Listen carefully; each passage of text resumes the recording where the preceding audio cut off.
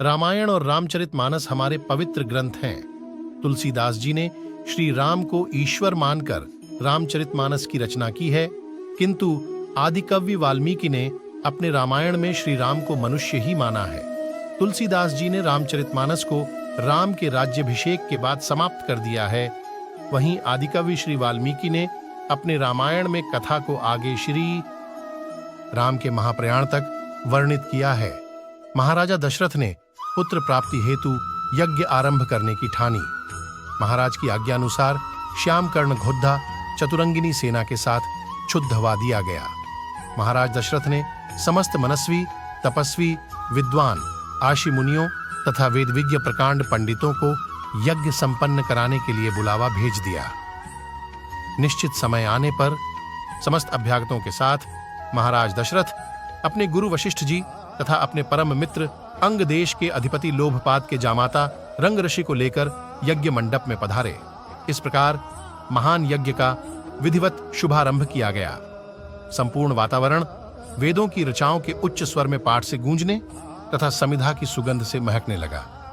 समस्त पंडितों, ब्राह्मणों, ऋषियों आदि को यथोचित धन धान्य, गौ आदि भेंट करके सादर विदा करने के साथ यज्ञ की समाप्ति हुई।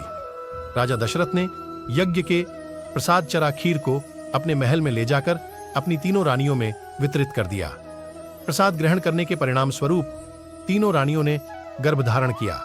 जब चैत्र मास के शुक्ल पक्ष की नवमी तिथि को पुनर्वसु नक्षत्र में सूर्य, मंगल, शनि, बृहस्पति तथा शुक्र अपने अपने उच्च स्थानों में विराजमान थे, कर्क लग्न का उदय होते ही महाराज दशरथ की बद्धी रानी कौशल्या के गर्भ से एक शिशु का जन्म हुआ, जो कि नीलवर्ण, चुंबकीय आकर्षण वाले, अत्यंत तेजोमय, परम कांतिवान तथा अत्यंत सुंदर था।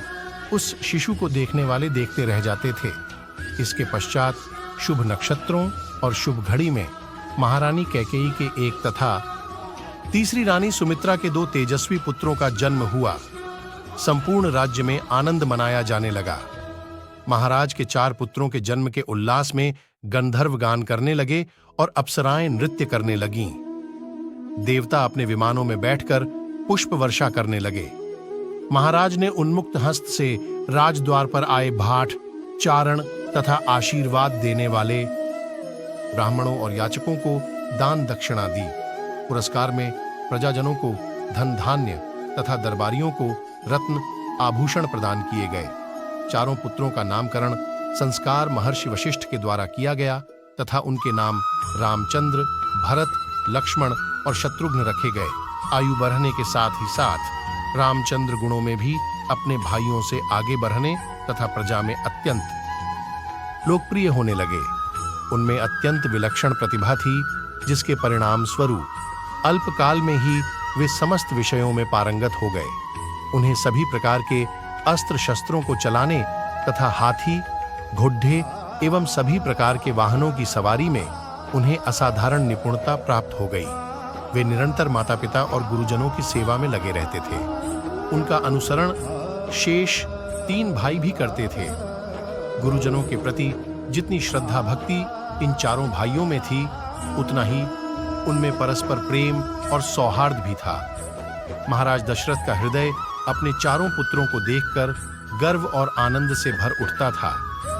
हमारी कहानी अच्छी लगी हो तो चैनल को सब्सक्राइब करके बेल आइकन को जरूर ऑन करें और वीडियो को लाइक करें।